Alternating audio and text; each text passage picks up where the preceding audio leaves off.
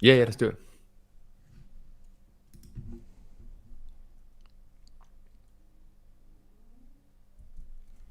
Hello and welcome to the FPL fan show. Today is a big day. This is the wildcard special and we are going to be running through the best players to pick for a wildcard. Nacho, you excited?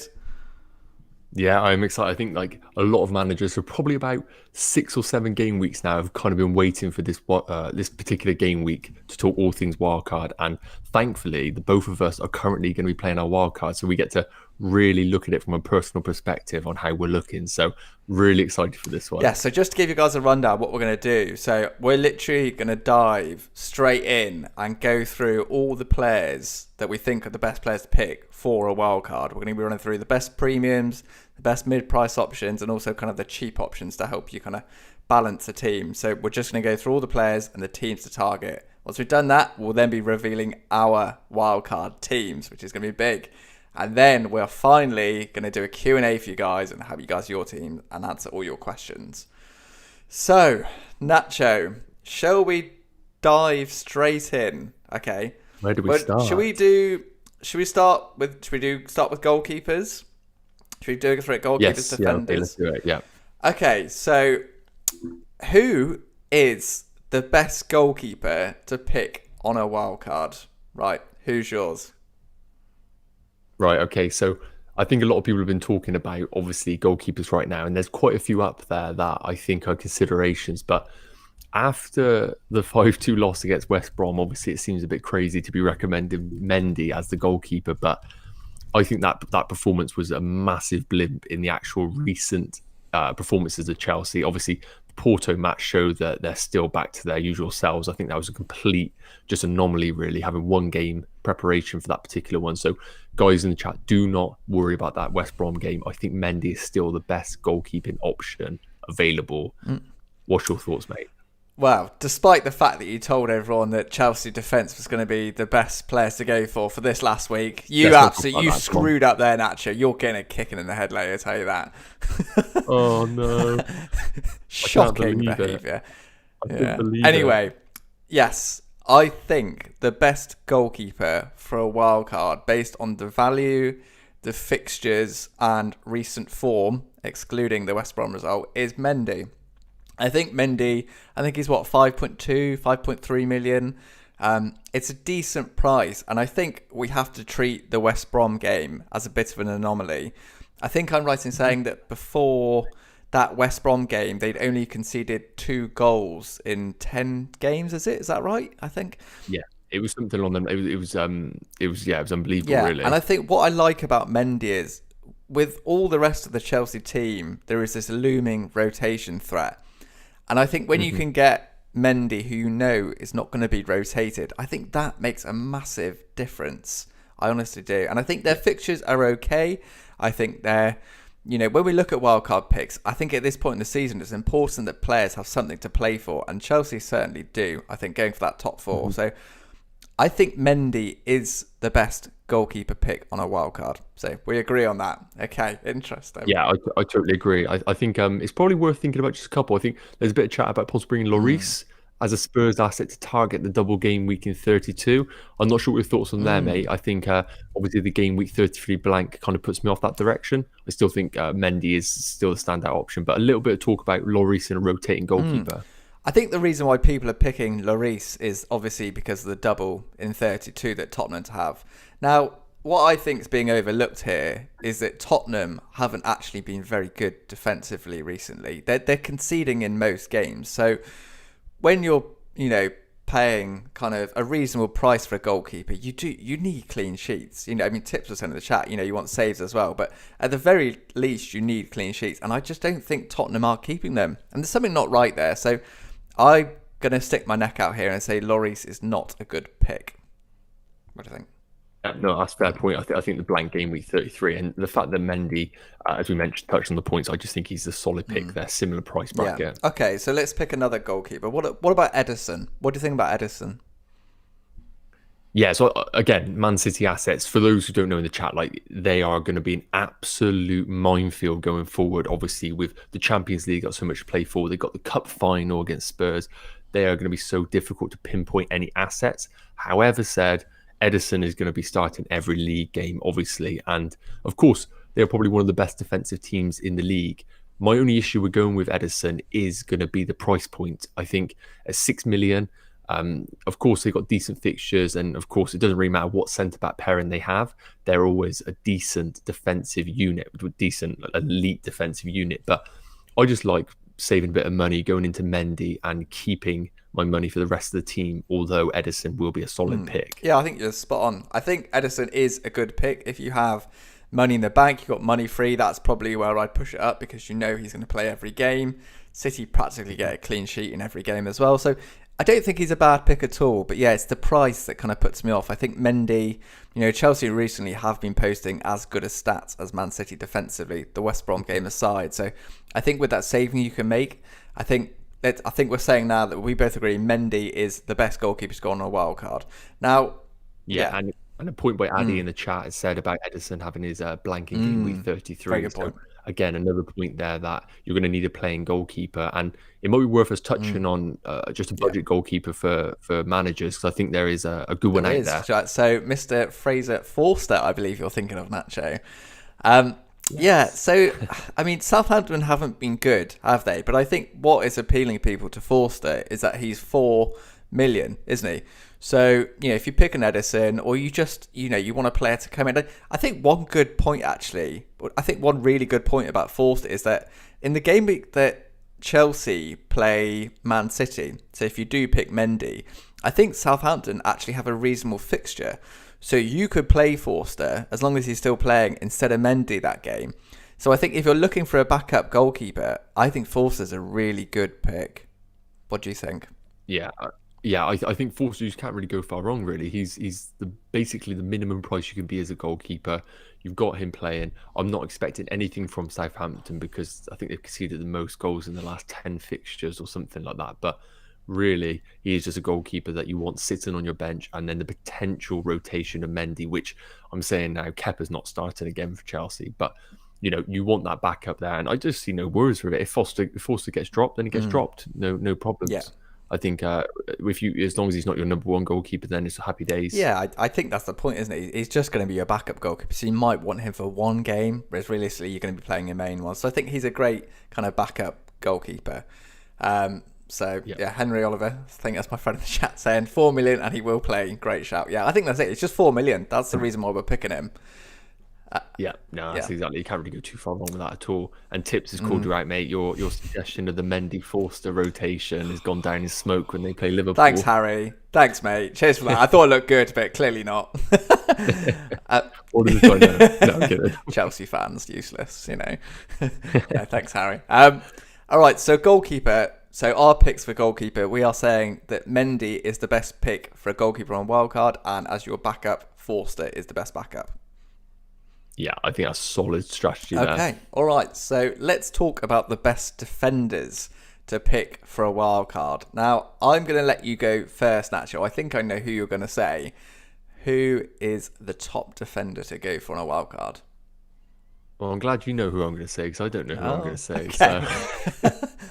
No, I think basically the talk of the town right now has been Trent, hasn't it, really? I think he has had such a below par season, but in the last 2 fixtures he's actually been showing some sort of creativity in the team. Obviously, I think the big thing for him right now is they kept 2 clean sheets on the bounce. They're starting to establish some sort of centre-back pair in there, but then he goes and puts a performance like he did against Real Madrid and you start to doubt yourself. But what I will say is they are not going to be playing Real Madrid every week. So Villa at home, Leeds away, Newcastle at home in the next 3 fixtures. I think that's solid enough fixtures for them to possibly keep clean sheets in that, and importantly him to actually start delivering going forward. I do like him as a shout. I think he's almost like a differential now in a way, because people have been so off him over the recent weeks, but I do think that there's equally an argument to go 3.2 cheaper and invest in some of their cheap centre-backs there. But I think Trent is a solid wildcard pick going forward. I think you're a similar boat, or no, mate? Well, yeah, I'm going to be very controversial here, and I'm going to say that I'm just not seeing the Trent hype right now. I get it. I get why people are picking him, but I think we've got to remember, he's 7.2 million. With the exception of the Arsenal game, he's been awful this season. And yes, I know there's lots of points in his favour, right? They've got good fixtures. Liverpool are battling for top 4. He's not on the England squad now, so he's really going to be trying to impress. And he did play well against Arsenal. I get all that. But do we really trust Liverpool defence? That's the first thing. 7 million, okay, yeah, he might get an assist or 2, but I want clean sheets. I'm still not convinced we're going to get that. So that price, that's a worry. And I just don't think we've seen enough. His stats overall, I know, I mean, you did a fantastic article this week, I have to say, on the FPL Fan Show website. It was very, very good. I was very impressed talking about the best wildcard picks. And you said that his defensively, statistically, he has improved recently, hasn't he? His attacking stats have pushed up a little bit. So he's a good option. But I think because there's so many other good players we want in a wildcard, I think he is the sacrificial lamb. I know it's straight. I know you're going to disagree, but I think he's the one that's got to go so you can have other players. I don't think Trent is as essential as what other people are saying. What do you think? Yeah, no, I'm not going to disagree here because of looking at his output recently. You can't look at him compared to last season and say that he is valued this year. He isn't at all. Same goes for Robertson. He's not even in the conversation. That's how poor they've been.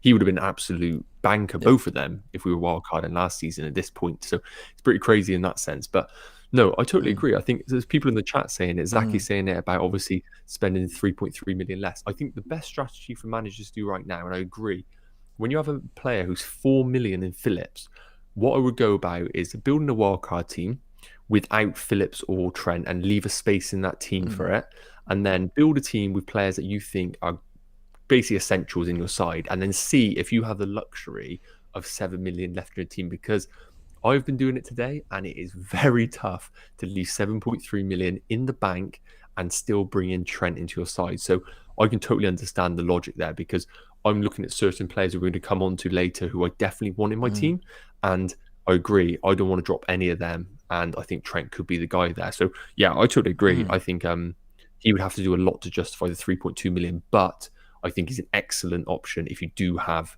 that sort of money in your team. Yeah, I'm not saying he's a bad option. I think he's a good option, but I just think we need to be careful and manage our expectations here. He is not the Trent of last season. I think we need to remind ourselves of that. So good option. And okay, so Trent is a good option on the wildcard, obviously, but I'm saying I don't think he's that essential at all. So he could be sacrificed. So you touched on him there. Okay, the next defender for a wildcard. Nacho, are you eating on the bloody stream, mate? What is going on here? I'm absolutely fine. Absolutely fine. I apologise. They come here for good content and you're munching your face off. It's like plain bread as well. Honestly, guys, I've got nothing in the fridge. Wildcard nerves getting the best of Nacho, clearly. Okay, so you touched on him there. The next defender I want to talk about on a wildcard is Nat Phillips. So Nat Phillips is 4 million now. Okay. I really... Sorry, Aiden in the chat said Nacho eating some nachos. Very good. Oh, yeah, that should be the one, shouldn't it? Any Nachos sponsorships out there, please drop me a message. Nat Phillips, 4 million. I think this guy is a big option. I really do. So I spoke about Liverpool defence, and I do think they are improving a bit. I think Yota coming back is a massive difference defensively and attacking wise, because I think it takes some of the pressure off the defence. And I think that partnership he's made with, is it Kabak? They're getting better. They're looking more solid. I think Phillips is a really good option. 4 million. He started, I think, the last 5 out of 6 games. Klopp has come out and praised him. I don't see any Liverpool defender coming in for him, especially in the form he's in, and they don't really have any defenders. And Liverpool have very good fixtures. So, to me, that all adds up as a really good pick on your wildcard at 4 million. I think he's a great option. What do you think? Yeah, no, I totally agree. I can't knock anybody for going for him at all. As we mentioned, if Trent keeps a clean sheet, Phillips keeps a clean sheet. Simple as that, really. So you're looking for assists or goals with Trent. And I think if you want an asset, he's 1.5% ownership as well. So we were speaking about Trent as a differential. This guy is another level, really. I see him probably playing into the end of the season unless Van Dijk somehow recovers and steps into the team. And even then, I think that's a big if. Can't see Fabinho dropping back as centre back, so I totally agree. I think Phillips is an excellent defender, and I think there's a fair few cheap options out there, really, and he's definitely one of them. So it's great to have 45 people watching the stream now. If you haven't already, give it a like, make sure you subscribe. It's great to have you all on board, and we'll keep punching through all the best wildcard picks. So yeah, Phillips I think is a big yes from us. Okay. So, for sure. All right, talking about defenders, I think an area that really interests people, and we touched on again, and you're the man to ask, is Chelsea defenders.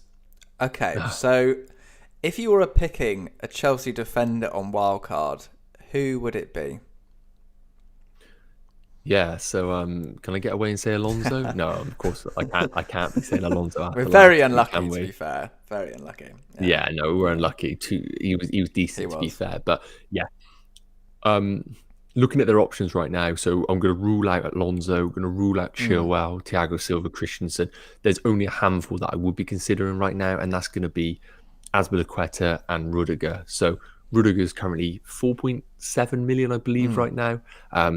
He was rested in that West Brom game mainly due to fatigue over the international break, playing 3 games, played against Porto, top draw again. He's going to be playing the majority of games to the back end of the season.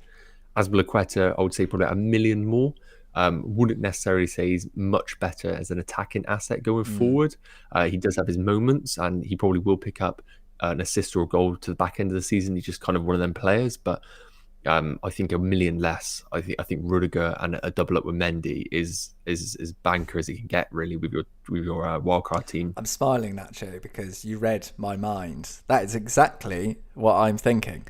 I do like Azpilicueta for the attacking potential, and I think Tuchel really likes him. I think he's played more basically than any other Chelsea player, so he's definitely a good option. And I do think there's some attacking potential there. I think we've seen it in the games, but Rudiger for, what is he, 4.6, 4.7 million? For a team that has been so good defensively, I think that's really good value. Yeah. I think he just ticks all the boxes. You know, it's an area that we can make a saving on, and I think they're going to get clean sheets. There's a very small bit of attacking potential from set pieces. I think Rudiger is a very good option. Now, do you think he obviously missed the West Brom game? Do you think he starts most of the games now? Yeah, like without having a bloody flashback to the last stream, I do think that Rudiger is the best option there. I think, as I mentioned, I think Azpilicueta is going to play every game to the back end of the seat. He's just one of those players. I don't really see anybody really playing that inside right centre back role unless we go for a 4-3-3 formation, which is not going to happen right now. So I think Rudiger's will play most of the season, unless obviously we get deep into the Champions League and he sees him as an absolute essential defender in the team. But I think that's a very big if right now. I think that's something we need to think about later on. Okay. I think right now, Christ, I nearly choked on that. No, I'm dead then, whatever was bloody going on. But yeah, I do think that Rudiger's the best option.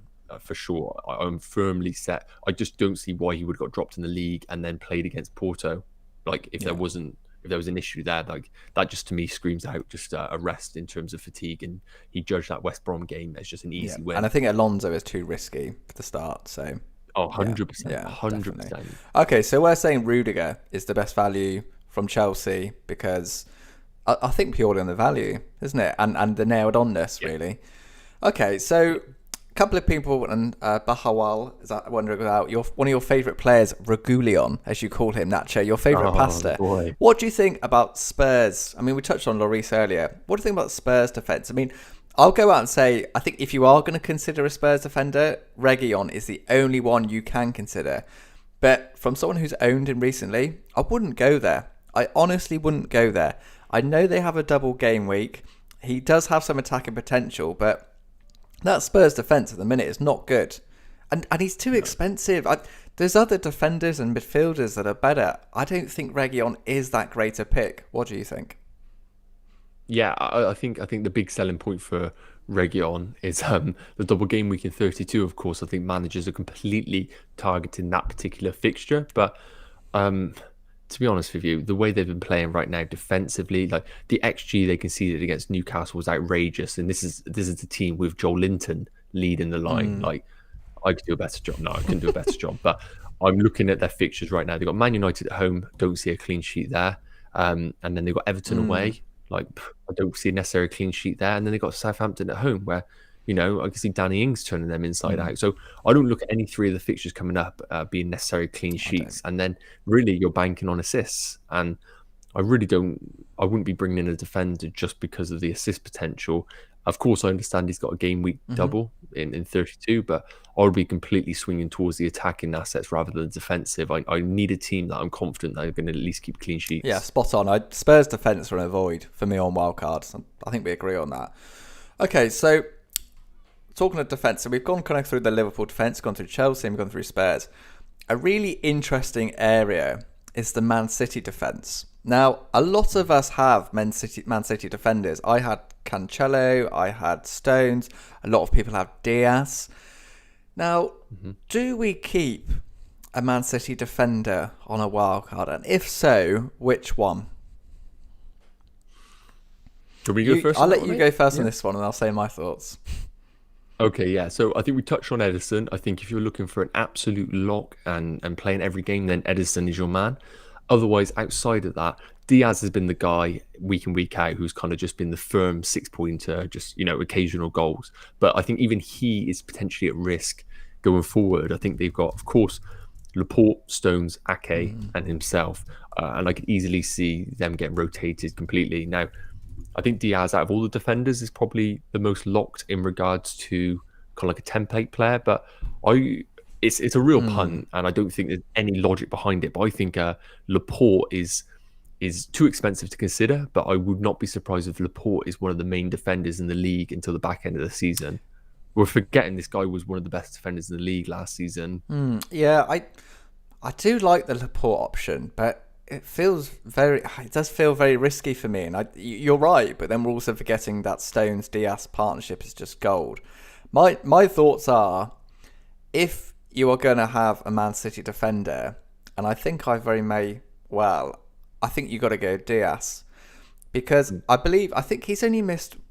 I think it's 2 games in the last 4 months, and one was he was sick. And so, yes, there's been rotation, but he's pretty much playing every game. I like him because Man City just keep clean sheets. It's just almost guaranteed 6 points in your team. Yeah. I wouldn't go Cancelo. I like the attacking potential, but I like Stones and Diaz for the reason that if they don't play, they don't usually come on. So if you have a decent bench, you can have a player coming on and it's not going to affect you. So I think one of Stones or Diaz is not a bad option at all. And I'm considering Diaz for sure. Yeah, I think it's a solid pick. I would say that similar to the situation with Spurs, you've got to make sure that you're building a squad that can manage the blank game week 33 because obviously they have no fixture then. So you could have yourself a situation where you've got double Spurs, a Man City asset all sat on the bench. So I think it's just a little bit of long-term planning there if you do plan on bringing a Man City defender. But hey, how can we argue a Man City defender with their stats right now? They're going to run away with the league, but yeah, I would just say consider your squad in terms of game week 33. I don't get yourself stuck in a situation where you randomly have 9 players playing. Henry, you'll be very frustrated after one card. Henry making a very good point, saying that we don't know what's going on in that bold head of Pep. Not mine. All geniuses are bold. We all know that. So yeah, we don't know what he's going to do. So have a good bench. That's what I would say. I hear he's got a picture of you above his bed. Pep definitely does. Yeah, but yeah, sure. I quite like Diaz. So I think Diaz is a good shout on a wildcard for sure. All right, so let's talk about Wolves' defence next, because Wolves have good fixtures and they do. The defensive stats are okay. What's your thoughts on Wolves' assets on a wildcard for defence? Man, they for me are as underwhelming as they get. Just they are not at all giving me any excitement right now, and they should do, because they got Fulham away, Sheffield United at home, Burnley at home, West Brom away. But from a defensive perspective, you might have to let me know the situation on Patricio. But I believe Bolly has been ruled out with COVID. Connor Cody, like, If I was how if I was boring. stretching, I would go Cody just because they target him at set pieces and he does have some Yeah, attacking stats. But honestly, I would not go near the Wolves defense on a wild card. no, and I'm looking at their fixtures right now. We've got Fulham fighting for their lives and actually playing. I know they didn't have a good result in game week 30, but 31, but they 30, yeah, Christ. Yeah, 30 this week, yeah. They are obviously actually playing for Mhm. something. And I'm looking at West Brom away. Like, they're not exactly an easy team right now with their performances. So, of course, I think Sheffield United is the best chance for a clean sheet there for sure. And Burnley don't necessarily run away with goals. But I wouldn't be jumping at Wolves' defensive assets right now, especially at Cody when he's like 5 million, is he? Around that sort of price Yeah. bracket? I think there are much better options out there for sure. Okay. So another defender that I think is a really good pick on a wild card, Luke Shaw of Man United. I think Luke Okay. Shaw, Bit more detail. yeah, they've got tricky-ish fixtures, and I know he's had a little bit of a dip in form recently, but over the season he's been so consistent. He's getting in the box a lot, and he's still posting some reasonable attacking stats. I think Luke Shaw, for the price, I think he's around 5.3 million, something like that. I think Luke Shaw is a really good shout on wildcard. What do you think? Yeah, no, I agree. Luke Shaw's good. I think Man U are pretty decent with clean sheets as well. I just look at their fixtures. I think they've got tricky fixtures. Obviously, Tottenham away, and then they've got Liverpool at home. Leeds away is not going to be an easy game at all. Obviously, balancing the Europa League going forward, but we know Shaw's got that spot completely locked down, and he's actually been impressive going forward. So he's added that part to his game, which he did have, but obviously just been restricted with injuries right now. But he has that going forward as well, which is a real asset. And at his price, I think he is a solid pick. He's kind of that nice range where, again, who would you pick, Connor Cody or a little bit more Luke Shaw? Like, it's not a competition right now, is it really in that sense? So, and then you go a bit lower to Rudiger. So, just to touch on the Wolves assets, I think they're sat at such awkward prices that I just don't really justify them in my team. I agree. I like Shaw. I think you're going to get 90 minutes each week. And yeah, I think they're solid defensively, Man United, even though they do get criticism. Okay. So, for defenders on wildcard, would you consider Everton or Leicester defence? Now, I'm going to just quickly say, because Ryan was asking about Luca Dean, just don't put yourself through the pain of owning an Everton defender. I know they're going to have a trouble, but they just concede whenever you expect them not to. So just Everton, no. All right. Leicester's an interesting one because they've got good fixtures. But to be honest, I don't see an option that stands out for me. For me, it's a no on both Everton and Leicester defence. What do you think? Yeah, I'm not going near Everton. I apologise. What's mate, your but tone, as you Nacho? You mentioned- know, it's all right for me to say it. You can't say it. But yeah, no, Christ, I'm not going near Everton at all. Leicester, like we should be going for them. You know, from 32, they got West Brom at home, Palace at home, Southampton away, Newcastle at home. Like an on-form Leicester team defensively should be picking up probably 3 clean sheets there. But really, if Justin, the boy, Justin, the guy who has been unbelievable value at the start of the season, if he was still in this Leicester team, then he'll be an absolute, probably one of the first players on everybody's wildcard list. But really, when you look outside of the Leicester team, like who are you really considering? I think Evans, absolutely no chance. That's just like a Connor Cody situation all over again. Then we've got Pereira, 5.9 million, just way too overpriced to consider him. No form to back up his price tag. The one I would consider is Castagne, but again, the guy's been riddled with injuries right now, and I don't want to be bringing in a player who might just, be ruled out for 1 game week for a toenail injury in training. So, yeah, I think unfortunately all of their players are overpriced. I think Fofana, I think, could be like a cheaper option in that defense, but I haven't seen enough from Leicester defensively to really get over on board with them at all. Okay, so let's conclude on the best defenders to pick on a wild card. So I think we're both saying that one Liverpool defender, either Trent or Nat Phillips, and now interestingly, both of us are kind of saying Nat Phillips for the value. At least one Chelsea defender, and we both think that Rudiger, again for the value. We like Luke Shaw. Okay, and who would be... What about Rob Holding of Arsenal? Yeah, I was going to say, just before we conclude the defenders, I think there's a couple just to consider, and I think that's Rob Holding and Brighton's Veltman as well. Two very different kind of directions here. So Holding, obviously, David Luiz's injury. We're not sure how long term it's going to be. I think to the end of the season, but really, okay. So this is good. Obviously, not good for David Luiz. Hope he does well, but hope he recovers well. But from an FPL perspective, Holding was quite like a mainstay in the defense until randomly, like the last 4 game weeks. But their fixtures are really good. Sheffield United away, Fulham at home in the next 2. Again, I'm not completely sold on the Arsenal defense, but at 4.2 million Holding and 3.1% ownership is unbelievable value. And I think he is an excellent player to have until the end of the season. Their fixtures are arguably the best until the end of the season. And then just want to quickly touch on Veltman. This one's a bit more kind of geared towards game week 33. So you're not going to be playing him Everton at home and Chelsea away, but they have Sheffield United away in game week 33.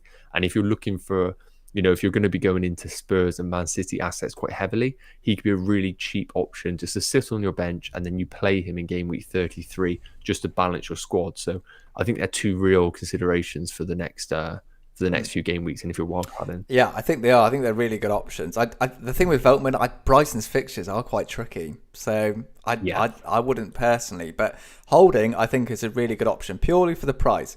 Yes, we don't trust Arsenal defence, but we know Arteta is actually quite a defensive manager. They got good fixtures. They're still fighting for Europe. I think Holding is a very good option because of the David Luiz injury. So I really like Holding on a wildcard. Okay, very nice. All right, should we talk about the best midfielders to have on a wildcard? All right. So, yes, let's do it. So, number 1, I guess let's talk about Mo Salah. Right? Now, I think where this gets interesting is I think we're right in saying that Liverpool are a team to target. The fixtures, everything's there. I think you've got to have 3. Now, my preferred strategy, I think, is to go for 2 midfielders and 1 defender. So, Salah first, right? He has had a little bit of a drop-off recently, hasn't he? But scored against Arsenal, scored against Real Madrid. It's Mo Salah. We know what he does. He's on penalties. He's very consistent. Good fixtures. I think he's got to be on your wildcard. What do you think? Yeah, no, I totally agree. I think it's crazy, isn't it? Because he's one of those players where we're kind of sitting there thinking he's had a pretty underwhelming season, and you look at stats and he's got 18 goals, 4 assists. So, he's such a harsh critic of him because he's obviously got such high standards. But when I'm looking at it, I think Liverpool have really good fixtures long term on penalties. Obviously, he's picking up some form. Like, it's a bit small sample to judge off, but some sort of form that I want to see when I invest that much money into a player. And importantly, he's got Harry Kane chasing him down for Golden Boot. So Mo Salah's obviously such a greedy pig, isn't he? Really, but he should be all fired up for the back end of the season, and I really like him as a pick. I think he's going to offer a bit of captaincy potential in the coming game weeks, which you definitely want when you go for premium assets. We know his minutes probably aren't going to get rotated. I see him as a captain pick for this game week. I see him for a captain pick in game week 33, 35, 36. So, yeah, I think he's a really good option. Yeah, I think you're right. I think Salah is, he's greedy. He's like you, he eats on the stream. Do you know what I mean? He's greedy. So, but yeah, no, you're right. I think what's key with Salah is the captaincy. We'll come on to Yota next. But I think the reason why you have to go for Salah is he is the best alternative for when you don't want to captain Harry Kane. And I think I don't feel comfortable captaining Yota because sometimes you just don't know if he's going to start. And if he comes up with 10 minutes, I know a lot of the time he does well, but that's not what you want from your captain. Salah, you pretty much know he's going to start all the games. He's got all the ingredients to do well. He's a very safe captain. So I think you've got to have Mo Salah on a wildcard. And the Golden Boot is a really important point, like you said. He's greedy. He's going to be going for those goals. So Mo Salah, definitely. Okay, so we touched on him there. Diego Yota. Right, tell me your thoughts on Yota. Yeah, love him. Absolutely love him. Loved him at Wolves and love him even more in this Liverpool team because he's exactly what they need right now. Because Firmino is just burnt out. Like, still a top player, but the way they're playing right now, that front three, they need something new in that front three. And prior to the injury, he was giving them that. And obviously, it's affecting Liverpool. Him coming back in the team, 3 goals in 2 games. I think he's going to be starting most games because it's exactly what Liverpool need. They need that injection in their team, just something a bit different. And I think he does offer that now. 6.8 million, like this is nearly half the price of Salah. So I can see the argument for people completely avoiding Salah and going for Yota. But I do just think that we haven't got a big enough sample on Yota to say that he's going to be the absolute, top dog until the back end of the season. But at that price, I don't see anything better than him. And coming into these Liverpool fixtures, we mentioned about the double up strategy in midfielders.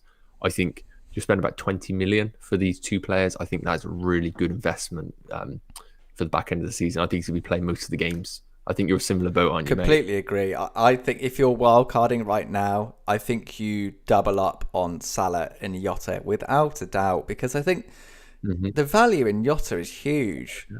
I mean, he's basically almost playing as a striker. And I think you said in your article on the FPL fan site that he, 3 goals in 228 minutes? And I actually saw a stat today that I think Yota has the highest goal ratio for minutes in the season. So I think he scored a goal every 100 minutes, which is the highest of any other player. So when he's fit, he scores. He's almost scoring a goal a game. So I think he's a fantastic option. I think you've got to go Yota. Yota and Salah is a yes on the wild card from us, isn't it? Yeah, totally agree. I think both solid picks. Okay, so this is a player I want you to talk about, and Baha Wiley is asking about him. Mason Mount, right? He's a really intriguing one on the wild card. Should he be in people's wild card teams? But go on, give the argument, Nacho. Well, firstly, I've got to apologise on live stream here that Prince did make a call for Mount to be in the FPL fan favourites of game week 30. I said, no, what do you know? And then he comes off the bench and scores a goal. So I have to apologise here and there. And a quick plug that the FPL fan favourites is now live for game week 31. So be sure to check that out on the website. But a shameless plug there. But I do think that he's a good pick. I think Tuchel's comments, the way that he obviously came on at halftime against West Brom, goal against Porto, he's probably as safe as a pick as you can come for Chelsea, because he really is looking at him as one of his star men right now. The only thing with him, and I think a lot of Chelsea fans do admit that, although he's getting goals, I don't think that he's necessarily going to be the guy who's going to be getting you big hauls, big double-digit hauls. And at his price range, he does just sit a little bit too pricey for my liking right now. It's 7.1 million, and that's just because I'm looking directly at Yota, 6.8 million, and I do much prefer the Yota pick. But I think if you are looking for a real strategy in your midfield where you're going for the likes of Yota, Lingard, Mount, you kind of go for that sort of price range, then he is a really good pick, and he will give you minutes going forward, but that isn't a guarantee that he won't get rotated if Chelsea reach the semi-finals, because he is that important to the team right now. See, I think on a wild card, I really like Mount. I think he's a really good option. But I think what's most interesting when you're picking a wild card for this week is which mid-priced midfielder do you kind of go for? Because you're right, there's quite a few options. Okay, so we've touched on Mount. Now, Lingard. See, I was all set to sell Lingard this week. But how can you sell him when he's scoring and assisting in pretty much every game? He's in the form of his life. I know that West Ham, I think it looks like Antonio might be out to the end of the season, which is a massive blow for that. Oh, really? Yeah, wow. That's what they think. Okay. I think Antonio might be out for the rest of the season. And I know Rice is out as well. So Antonio definitely affects Lingard. But how can you not pick Lingard on a wild card in the form that he's in? I don't think you can. I don't know. What do you think? Wow, you're talking to a guy right now who hasn't picked him. Yeah, I feel like he's been one of those assets where I feel like each week I make an argument not to get him in, and then he keeps delivering. So he has had, something like 4 double-digit returns in 8 games, which is like unbelievable value. But I like to balance when I look at a player from the eye test and the underlying stats. And a lot of people are talking about Jesse Lingard, and some of his goals have just been kind of like one of those where it's like, what are you doing in terms of like a team? The Wolves goal, brilliant solo run, but you look at the defence, like, what are you doing? Few goals against Aston Villa where Martinez kind of like catch and practice a lot of the time.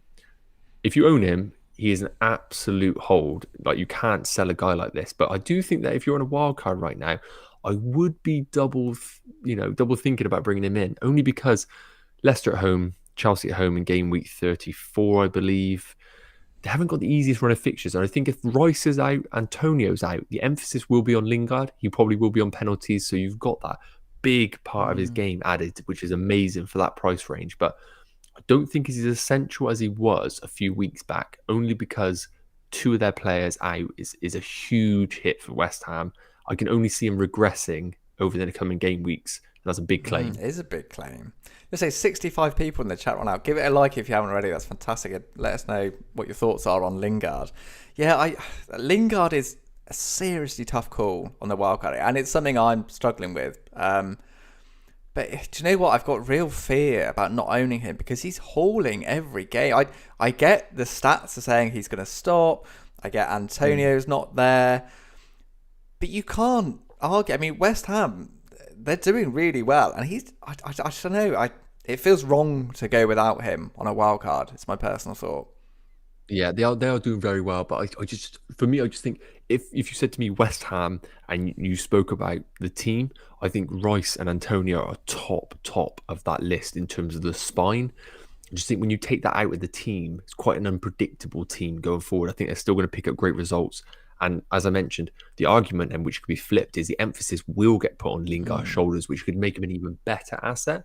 And I'd put my hands up and admit that could potentially happen. But the way I'm viewing it, I kind of just see his potential being lessened with the absence of those two players. But I am very much open to the debate in the chat for that one, because I could be very wrong on that for sure. If you had to pick one of Mount or Lingard, who do you pick? I probably would favour Lingard just because I know he's guaranteed minutes, and we've seen that he can have double-digit hauls, and you're probably throwing in penalties now. So I would go Lingard over Mount, and he's cheaper than Mount. I just think, I would go Lingard in that situation. Okay, let's move on then, and let's talk about Man City midfielders. Right, would you have a Man City midfielder on your wildcard? And let's talk about two. There's Kevin De Bruyne and there's Gundogan. So if I'll say my thoughts first. I think Kevin De Bruyne, no, because he's just simply too much money. I know he's probably the least likely to get rotated of all the midfielders, but he probably will. I mean, they're in all the competitions. He's going to miss a couple of games. And I think you're not going to captain him either because of the risk. So I think Kevin De Bruyne is just a flat out no, I'm afraid. I think Gundogan is much more interesting because of the price. I think because he's around 6 million, if he starts, he's probably going to score. So I don't think Gundogan is a bad option at all. The one issue I have with it is that there's so many good midfielder picks on the wildcard, and we're going to talk about the others in a moment. So I think both are a no. But what do you think? Yeah, it's such a frustrating time right now. Obviously, Man City battling on so many different fronts in the cups, but it's crazy, isn't it, that we're wildcard and not even considering Kevin De Bruyne necessarily. But I think the fact that he has got we've got it down here. They've got some outrageous fixtures. So they have got, just for heads up for those who don't know, they've got Champions League quarter-final, second leg, FA Cup semi-final, EFL Cup final, all in the next 15 days, and then they've got two league fixtures in between that. So, the two league fixtures that they do have is Leeds at home and Aston Villa away, and then they blank in game week 33. So then you have to build a team that can compensate for them being missing in that fixture. So I'm looking at their fixtures. He has to play the cup final. He has to play the semi-final. He has to play the return leg against Dortmund. So he can't play all that. He has to be rested in particular games, and I think definitely one of these two games at least he's going to be rested, and that's enough for me not to consider him. Yeah, I'm just going to say it. Man City midfielders are a no on wildcard for me. I think we both agree. It's just not. It's too risky. So, yeah, I think Gundogan's another tricky one because he's still performing well, but I think if I was wildcarding, I probably wouldn't be bringing him in just because of the assets we've mentioned around that price point. But again, if you own him, it's a real difficult one. So James in the chat's just said, currently own Gundogan, wildcard active. Do I keep for Leeds and then transfer out for Maddison, or do the transfer now? I would be half tempted to do the transfer now, but I understand obviously that Gundogan is a solid pick. I don't know what your thoughts on that. Yeah, I don't mind Gundogan at all, but I just think there's too many other midfielders. So yeah, I don't know. I think if you own Gundogan right now and you're not, well, I think keep, because if he starts, he's going to do well. I think keep if you own him right now. All right, so let's talk about Mr. Consistent. That is Bruno Fernandez. Now, on a wild card, are you going to keep Bruno Fernandez? I mean, I don't own him, so it's a different question for me. But yeah, would you keep Bruno Fernandez? Yeah, I think it is going to be a tough one to avoid for sure. I think that I really don't want to own him, but I currently am looking at a 58% ownership. And I know there's a lot of talk about don't worry about ownership. There's only 8 game weeks, 7 game weeks, but he's Mr. Consistent, as we mentioned. He's on penalties. They have decent fixtures. He's going to play all the time, and he has this absolutely gigantic ownership. And I just think it all points towards keeping him and bringing him into wildcard teams.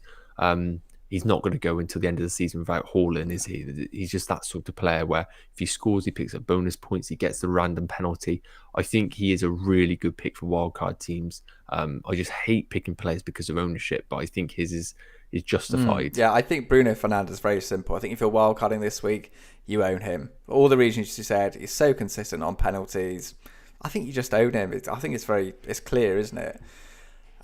Okay, so we spoke about Spurs and the kind of, obviously they got the double 32, so they're definitely a team to target on the wild card.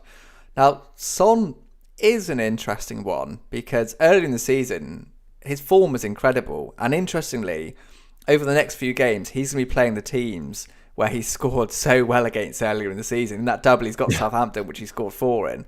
But statistically wise, Son has really dropped off in the last kind of 10 games. And he's not there. So he is an interesting. What do you think about Son? Would you have Son on a wild card right now? I think he's definitely one that managers need to consider firmly just because of their double game week in 32. I think if they didn't have the double game week in 32, I would probably say no. I would say he's an avoid, particularly with their game week 33 blank. But I just think with their double game week, I want their assets in that fixture. And Son and Kane are literally involved in everything that they do as a team. It's completely geared towards them. And yeah, I would really consider Son just because of that game week 32, and then probably have a strategy to take him out in game week 33 because I don't think his form justifies him being held for the rest of the season as opposed to Kane. So although his form has been poor recently, I still like him in as an asset just to cover game week 32. Yeah, I agree. I think if you are wildcarding, I do think Son is a good option. But I think if you're going to take a player out for the final few game weeks of the season, he's probably the one I look at, especially there being so many midfielders. Rafinha for when Leeds fixtures improve. So yeah, I think if you're wildcarding, you'd put Son in because if Spurs score, he's going to be involved, him and Kane. But you could sell him later in the season. Yeah, I was going to say there's not going to be like a random Eric Dyer and Ndombele combo, is there? I don't think so. So is there kind of any other midfielders that you think we should consider on the wild card? Anything to think of? Yes, let's have a look who we think. So I think it's worth touching on Neto at Wolves. I think there's a lot of talk about him right now.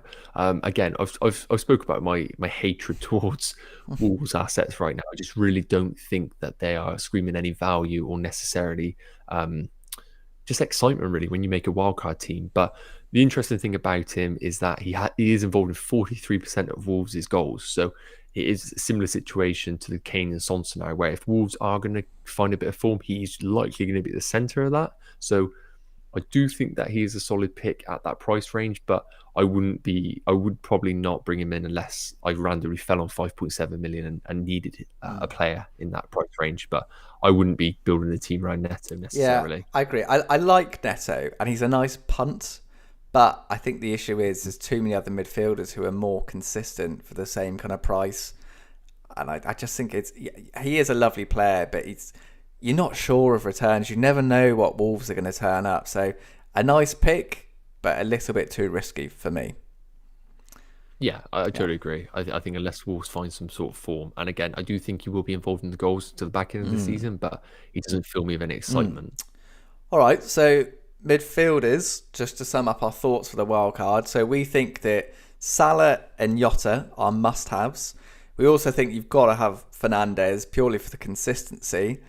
We think Son because of the Spurs fixtures, and then the mid-priced midfielder is where it gets a little bit more interesting. I quite like Lingard.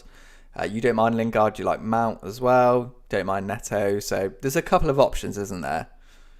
Yeah. I think it's the likes of maybe like Saka at Arsenal, but again, he's fallen off the wagon a little bit recently. But if he was to find form, he could be a shrewd move. But I haven't seen enough from him recently to And consider Smith him. Rowe, if you really need an enabler in the lower price point. Minutes with him, isn't that's it? That is the issue. All right, let's talk about the best forwards to pick on a wild card. Now, I have to say, this is probably the most difficult of all the areas to forwards. I mean, the one thing says, essentially, Harry Kane, you just have to have him. Harry Kane is essential. We're just going to say it. He is the best captain option for the rest of the season. He's in incredible form. Spurs chasing Europe. He's on penalty. He's everything you want in an FPL asset. Harry Kane is an absolute must-have. You agree, right? Yeah, nothing else to say on that one, really. I think he ticks every box. We said about the game week 32. Game week 32 double, game week 33 blank. But then after that, you look at the fixture, Sheffield United at home. After that, you just make you make an effort just to bench him in that week, and then you play him for the rest of the season. I would say you have to bring him in. He's that much essential, and you hold him to the very end of the season. I think he's that important to your wildcard teams. Yeah, and a couple of people asking about triple captain. I think if you still have the triple captain, I'd use it on. I probably would use it on Kane in that 32. I think he's got a double. He'll at the very least get a goal. So Harry Kane is an absolute must-have on the wildcard. Okay. Yep. Forwards. Right. Let's talk about the Leicester options, because Leicester have great fixtures and they're quite an attacking side. They're posting good attacking stats as well, and they have great fixtures. Okay. Now, the one I think is the best is purely on the value, and that's Nacho. Okay, so he's around 5.2-ish million. 5.8 is it? 5.8 million. Okay, he's been in incredible form. I believe it's 10 goals in his last 10 games in all competitions. So so he's doing really well. I think 5 goals in his last 5 Premier League games as well. So looking really good. Now the worry with him is the rotation, isn't it? Now, we know that Harvey Barnes is not back for another at least 3 or 4 weeks, I think. So that pretty much makes him safe. Later on the season, I can see it being a problem. And it's something you should be aware of. If you're bringing in Nacho, he might 3 or 4 game weeks down the line, start on the bench, and then we'll have to remove him. But for the next 4 or 5 weeks, I think Nacho is a great option. Yeah.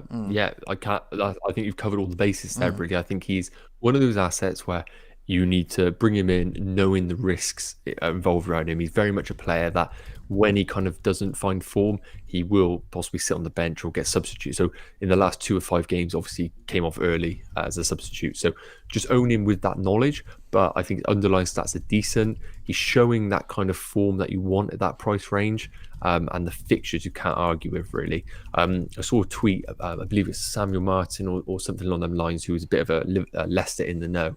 And he believes that because of certain injuries in the team, it's going to mean, I think with Barnes, that the formation will stick and Nacho is not necessarily going to be getting rotated as much as people would expect. But obviously we will see in the coming game weeks. But I think Nacho is a solid pick, 4.5% ownership as well. He just becomes a really good differential into the back end. And then he could be one of those assets that if we do see possibly benchings in the next few game weeks, we can look to move him on. But he just seems like a real good enabler, especially when we talk about the likes of Fernandez, Salah, Kane's fitting into our sides. Yeah, I do really like it, actually. There is a rotation road, but I think he's good. I think he's worth the risk. All right, let's talk about the other Leicester asset, Jamie Vardy. Give me your thoughts on Jamie Vardy. Yeah, I can't believe when I was writing the article that he's only scored 1 goal in his last 8 league matches. Very un-Jamie Vardy. However, look at these fixtures. These fixtures scream Jamie Vardy, don't they, really? I will not be surprised if he scores I'm trying to do quick maths here, guys. 5 goals in the next 4 games, I really do think that he could have a field day. However, that being said, 10.1 million. We're speaking about Harry Kane being absolutely essential. We're talking about Salah. We're talking about Fernandez. Can you squeeze a Vardy in that team? I don't think you can, especially when you got Nacho, who is nearly half the price and is doing, similar underlying stats. So although I think Vardy will outscore Nacho quite comfortably over the next 4 fixtures, I don't think it's enough to justify the 10.1 million that he is worth. So I do think while I'm expecting him to do well, I'm comfortable with not owning him and kind of using him as Nacho as a scapegoat, as a cheaper alternative. Don't worry, Nacho. English is not your first language, so they'll understand that you can't speak very well, mate. Don't worry. Privilege of speaking English, yeah. No, I think you're spot on. I don't like Jamie Vardy as an option. I don't. The form is not there. Why are you going to pick a player that's twice the price and hasn't got the form when there's a player that's half the price and in much better form? Just go with Nacho. Exactly Yeah, that's exactly it. I think we all think that Vardy will do well, but the form's not there, the stats aren't there, and when you have a cheap player, you go with the cheaper option. Okay, so let's talk about real budget. Now, the really, really budget player I like is Vydra from Burnley. Now, I think because Ashley Barnes might be out injured to the end of the season, and Vydra has started quite a few of the last couple of games, and he's also got a couple of attacking returns.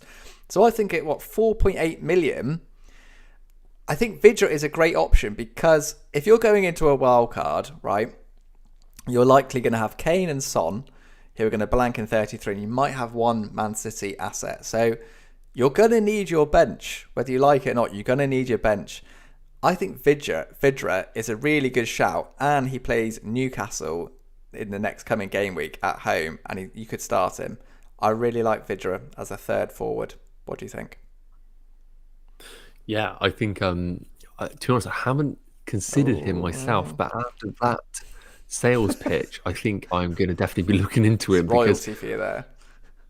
Well, yeah, I was going to say that's a bit of knowledge bombs there. I think he's I know for a fact that he's been in good form, and as you mentioned, super cheap. He enables us to afford the likes of Kane and Salah. So I think he's a good option. And when you have Newcastle at home, then obviously that's a decent fixture. I'm just looking at their fixtures now. They go tricky from Newcastle at home onwards. But as you mentioned, if it's an asset which is cheap enough that you can comfortably bench, then I like that for sure. And if Barnes is ruled out, then we know his minutes are going to be pretty locked unless they get rotated with Rodriguez. But yeah, I think he's definitely a consideration for those managers who want to go real cheap. Is there any other forwards you would consider? See, I would love to say Chelsea assets, but I couldn't justify them. I do think, and this is, don't bring him in, but Lacazette at Arsenal, I think he's an outrageous differential punt who probably will get rested the majority of the games. But I do think that he could do well over the next 5 fixtures, but I wouldn't be bringing him in. His price is ridiculously too high, and you just can't bring him in. But otherwise, I think we've covered the basis of, most teams. I would love to bring Aguero in, but again, far too pricey. I'll throw one into the ring. Richarlison. Here we go. This is what they've been waiting for. Nearly an hour, but Richarlison talks coming. No, in terms of attacking stats, he is actually pretty high up there for the last kind of 10 game weeks. And Everton will have a double game week. So if you want to punt, I think Richarlison is not a bad option at all. But I won't be doing it. But if you really want to punt and a differential, Richarlison is your man, people. Okay. But yeah, just to summarise our forward selections. Harry Kane must have. We think Nacho is fantastic value. And we like Vydra for the value as a third forward. Yeah. Okay. For sure. Right, Nacho. I think we should reveal our wildcard teams. Okay. Right. Shall I go first? Sorry, I just got to point out a comment from Zaki here. He's absolutely rinsed you. He said, Nacho's hair looking slick and cool. Of course. Prince, on the other hand, all I can say is that the head looks shiny. Right. Zaki, you're banned. That's of the day. Thank you, Zaki. Unbelievable. I'm a prince. You can't be telling me I'm shiny. You'd be killed in other countries for that. Got to say, is anyone else repping the mullet? Because This bad boy's nearly touching the floor. Oh, shut up, Nacho. Just shocking. Can we stop giving Nacho compliments? People in the chat know that is not allowed. That's part of the rules around here. So let's just get that sorted. Zaki, you're banned, right? Okay, right. Let's reveal my wildcard team. Are you ready for this, Nacho? This is going to blow your mind. You're going to be like, my God, he knows what he's doing. I'm ready. Okay. I'm ready. I think all the chat's been waiting. Chat, let me know what you think. I'm going to get rinsed. I know it. Okay, this is my wildcard team. So, I've got Mendy in goal, Holding, Diaz and Rudiger at the back. I've gone for Fernandez, Son, Salah, Yota and Lingard, Kane and Nacho up front. On my bench, I've got Forster, Vidra, Phillips and Shaw. Right, Nacho and people in the chat, give me your thoughts. What do we think about this? And then I'll run through why I'm picking them. Yeah, I like it, mate. I do like it. I think we've mentioned double Chelsea defense, I think is a really good move. Really like the midfield. We've mentioned about Lingard. I think if you can afford him, then he's a good option. Nacho and Kane is solid. I'm almost not going to steal this team, I think, mate. No, I think the only one I would consider, but I can totally understand why you've gone for that move, is Diaz. I think that's a solid pick. I think there are probably, if you needed to tone it down, you could bring in cheaper assets there, but I really like that team. I can't really knock it, to be honest, mate. It looks so good. Nacho, what's going on? And to be fair, the chat's very nice. I mean, so Zaki saying that looks tasty. Henry saying, oosh, filthy midfield. Thomas saying disgustingly good. Adi saying good wild card, but no Everton. I know, I can't believe it. You are right. Diaz is an interesting one. The problem is, who would I go for? Because I don't have enough money. It's worse than I don't have any money in the bank. This is using up all the money I have. I do like Diaz just because I think he's kind of the most nailed on, but I don't know who else I'd pick. I mean, I could go triple Chelsea defence, Aspilicueta, but who else would I go for? That's the question. Is there, you know? Yeah, no, I like it. I really do like it. I think you've got a really well-balanced team. I need to stop giving you compliments. But, to be fair, Nuclear Atoms are saying, oh God, I'm blinded. It's too shiny, and I'm not talking about the team. Right, Nuclear Atoms, you're banned from the chat as well. That's it. You need like a what's it? The NFL referees have them flags and just chuck them on the screen. I think. But no, I do like this. I think a lot of people in the chat are agreeing that's a solid team. I think you've got a good basis. Yeah, really solid. I mean, I'm about 80k now, so I think I'd like to get to the top kind of 20, 30k. I'd be pretty happy with that. But yeah, if I just run through my thoughts, I think, like we said, I think Mendy and Rudiger, great shouts. Holding, good value. I think Fernandez, Salah and Son and Yota must have. Lingard, it could be a couple of players. I thought about keeping Rafinha, but I think with the difficult fixtures coming up and Lingard's form, I think it's the way to go for. I like Kane, Nacho. I really like Vidra. I think the thing I like about this team is that, there's 3 players on the bench who can play. Because the one bad thing I will say about my team on this wildcard is there's rotation risks. There's definitely is. You've got Diaz as a rotation risk, Rudiger, Holding, Nacho, Yota. So that's the one bad thing I'd say. But I think at this point in the season, when you're wildcarding, you need to take a few risks. And I think there's a couple of risks in there. There's enough risks, I really like it. It's a good point about Ed in the chat who's asked, would you consider Gundogan and then using your free transfer to bring in Son possibly as a move? I do like that. It's a good point.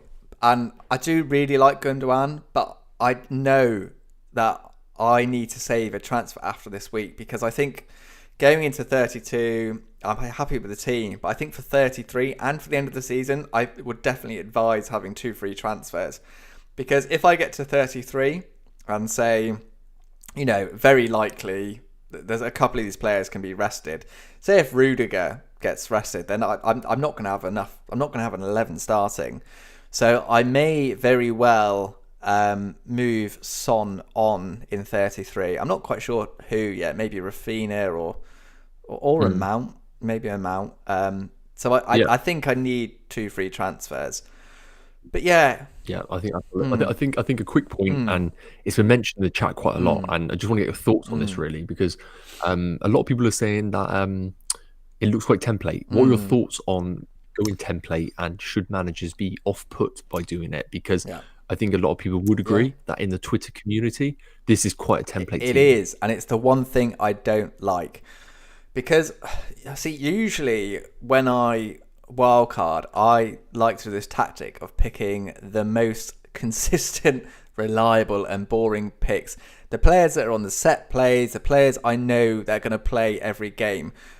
What I don't like about wildcarding this week is, yes, there is a lot of template options, like your Nacho, your Phillips, your kind of Holding, your Rudiger. I don't like it. But the problem is, I feel like I can't not pick them because they all make such a good argument, because they're not that highly owned overall. I'm not talking about our little Twitter community. Overall, they're not that highly owned. And the price these players are at, if it goes well, they're really good value. And you could argue, they're template for a reason. But yeah, to answer your point, I don't like that it's template, and I don't feel like I have any players that I'm really like, oh, this is really unique. I'm really trying something, like a Richarlison, or there's nothing that screams out this is really different and unique. But you've got to remember, I'm at about kind of 80k. Do you know what I mean? I don't need to go wild. I don't need to go crazy. I just need to keep building up those rank rises. Whereas if I was saying, I don't know, 300, 400k, I'd probably take a few more risks. But it's not how I like to play the game. I like to let other people make mistakes and then go for the safer pick. So I'm happy. I think it's a good team, No, I totally agree. I'm totally on board with your thoughts there. I think it's for the guys who are worried about template, just remember you are in a bit of a Twitter bubble. And importantly, if you are sat in a template team, it's what you do with that team in the coming game weeks. So being a good manager means that you make good decisions with your transfers in the future game weeks. And I think that's the important thing. And that will be the difference between those who manage a template team going forward. So although Prince is an average manager, I think he'll do a good job. Right, Nacho, you're sacked like Zaki and the others in the chat. So I need a new co-host. Anyone around? Okay, so another question I want to point to you. I do have a bit of a benching dilemma this week. Would you start any of Vidra, Phillips, or Shaw, and if so, for who? Because I'm currently playing Holding, Diaz, and Rudiger at the back. I mean, it's difficult. I'd love to play Vidra, but do you play him instead of Nacho? Do you know what I mean? Who would I swap? Yeah, to be honest with you, when you look at Vidra's fixture, you'd probably say that that's going to be his best one.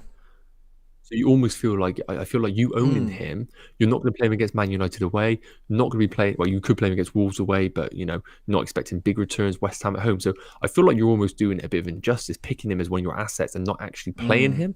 But I understand looking at your team, you haven't got many options where you can necessarily take a player out. So I just think with the Vidra pick, you are benching him for his best fixture until the end of the season. That is the only issue with your team. Otherwise, I think your choices are justified. But yeah, I know. I could start Vidra instead of maybe Lingard, Nacho, or Son. People in the chat, like, who would you start Vidra for? It just feels. I mean, Son weirdly is probably the smart move, because United always keep it quite tight, don't they? Defensive. I can't see many goals in that game, so Son is probably the smart move, but not starting Son doesn't feel quite right, does it? Yeah. But I could do it. No, I agree. I think I would need to start Son just because of his goal involvement. Nuclear Atom saying, audition for the new co-host, one who can pronounce Region. Yeah, I mean, that is going to be in the criteria for saying, because you bloody can't. Forever All right. It's Region, I'm telling you. Okay, so that's my wildcard team. I'm pretty happy with it. I think this is what I'm going to go with. But keep an eye out on Twitter and social media. I'll keep you updated. But yeah, I'm happy with that. I think this is a good, solid wildcard team. Nacho, shall we have a look at your wild? Do people want to see Nacho's team? Are we that bothered? We could just end it now. Guys, honestly, I'm about to get absolutely slated in the comments because I have been telling you about the team that I am snoozing on right now. And I have one of them, but there's a very good point. So let's get my team up. and I can talk about why I have become the scapegoat in this Okay, chat. this is Nacho's wildcard team. There it is. So, Nacho, you are about, where are you in the world at the minute? You're, what, 16k, 16k? Jesus, 16k, yes. do you want that? You are a good privilege. FPL manager. 16k in the world is very good. Okay, right. Let's get into this, shall we? Right, the first thing I'm going to say is, Neves. What the hell are you doing? Neves! Right, so... Neves! Right, you again. Slated, mate. Right, so let's just put this into some perspective. We're going to need a lot of perspective for this. Absolutely slammed in the chat. This is what I'm going to do. Firstly, I can't afford Neto. And secondly, I've used this as an opportunity. So you should be happy here, mate, because I am becoming the scapegoat in this situation. What I'm giving you guys in the chat is the opportunity to see what happens when you bring Trent Alexander-Arnold into your team. So we can all agree in the chat, Prince's team is much better than mine. I think it's pretty easy there to say that. But this is an example of what happens when you bring Trent Alexander into your team. So I've lost out on 3.2 million bringing him in, which means that I have lost out on the potential of Mount, Lingard, Neto, all of these players that I could be affording are basically out of my reach right now, just because I'm putting all my eggs in a Trent Alexander-Arnold basket. So this is the reason why I have this team right now, because I'm using almost as an example as to how one player can really affect your options going forward. So that is my excuse for having Neves in the team, not because he's a good option. So just a caveat, there is a bit of tinkering that's going to be going on. And I do feel like the downgrade of potentially Shaw or Trent Alexander-Arnold is going to be my likely move going forward, because as we said, there is zero chance of having Neves in my team. Okay, so do you think, basically, so you're going to get rid of Trent. Do you think you'll probably do Nat Phillips and then upgrade Neves? Do you think that's a likely kind of move, or? So I think after a conversation, I think Trent down to Nat Phillips gives me the opportunity to improve Neves. As I mentioned, even Shaw could possibly get reconsidered, but I don't think there's many cheaper alternatives in the Man United defence as Liverpool pose. It's just, I think this is a good example for those in the chat, just to have a bit of a visualization on what you can afford, because I imagine me and you have very similar team values and what you can afford with such a heavily invested player like Trent. So yeah, I think I should have probably caveated that before I showed this team, but yeah, I do think that I will be going a bit towards your direction with a Lingard or a Mount or somebody like that in my team. Yeah, to be fair, I mean, with the exception of Neves, and you're right, it is good to see what it would look like with Trent Alexander-Arnold. So Adia said Nacho has picked Ilya Nacho. Oh, very, very good. Oh, yeah, very good. Yeah, it's good to see what a team would look like with Trent Alexander-Arnold. But I think because those midfield spots are so precious on the wild card, I think you're right. When you've got a player like Nat Phillips with 4 million, it makes sense to just use that while you've got it and upgrade Neves when there's Lingard, there's Mount, there'll be players like Rafinha. I think it just makes sense. But apart from that, our teams are very similar. So I think we'll take that as a good sign that I feel like we've really nailed down the best wildcard picks and we're on the same kind of path here. Yeah. So yeah, people in the chat saying, Alex saying you're 16k, have some respect. I mean, I'll never have respect for Nacho, but apart from that, I mean, it's a fair point. There's method in the madness, but no, that was more of an exercise rather than a thingy. Good. But no, I do think that Prince's team is one that I think is a solid move. I think it covers, and it has a few differentials, the likes of Nacho and them in there. So now I was just about to say, imagine if Neves gets a hat trick this weekend. I'm going to be coming after you guys in the chat for the abuse. It's never going to happen, Nacho. Okay, so that's our wildcard teams. Shall we do a live Q&A for everyone in the chat? Let's answer the questions. You might have worries about your team. If you want questions about the players, who are the best wildcard picks, fire away and we will answer as many as we can. Right, let's get cracking. Send in your questions, people. Let's go. Okay. Yeah. Right, go on. We have the first one from... Okay, Bahawal. Apologies for I'm southwest. Like I can't pronounce anything. So we got would you go for Masuaku or Veltman? I think I'd go Veltman for the reasons you stated in your wonderful article on the FPL fan site. And people, don't forget to sign up to the mailing list. It's free and you'll get all our cool articles. But yeah, I think I'd go... Cool. Very cool. I think I'd get Veltman. What about you? Yeah, no, I do like Masaka. We haven't really touched on him. 4.3 million, 0.4% ownership, huge differential.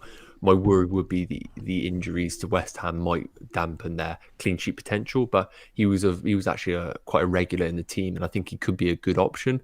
But yeah, I just think Veltman. To be fair, Masuaku's a bit more is a bit cheaper, so I think that's a real argument there to possibly just go Masuaku and just chuck him in there. I do like that shout.